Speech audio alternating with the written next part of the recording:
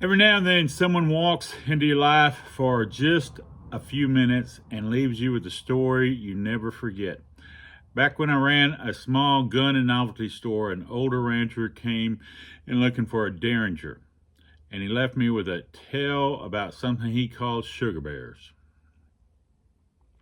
It was a Saturday close to closing time when an older black gentleman walked into my shop.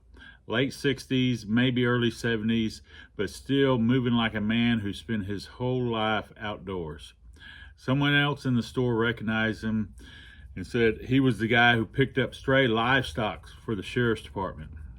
That caught my attention, so I asked him about it, and he told me he'd been doing it for years, rounding up loose cattle, horses, whatever wandered off. He said he grew up working ranches and he had been riding horses his whole life.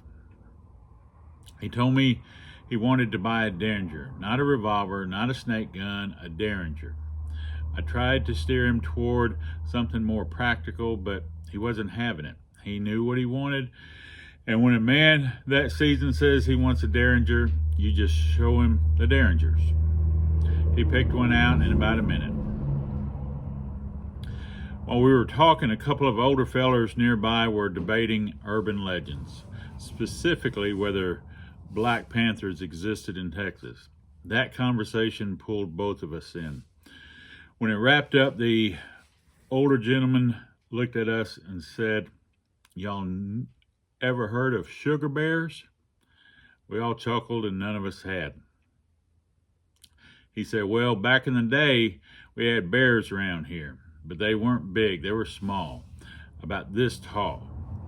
He held his hand down to about his waist high.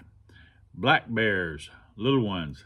You'd be out on the ranch and run across several of them." We asked him if maybe he meant big dogs or if he was sure what he was talking about.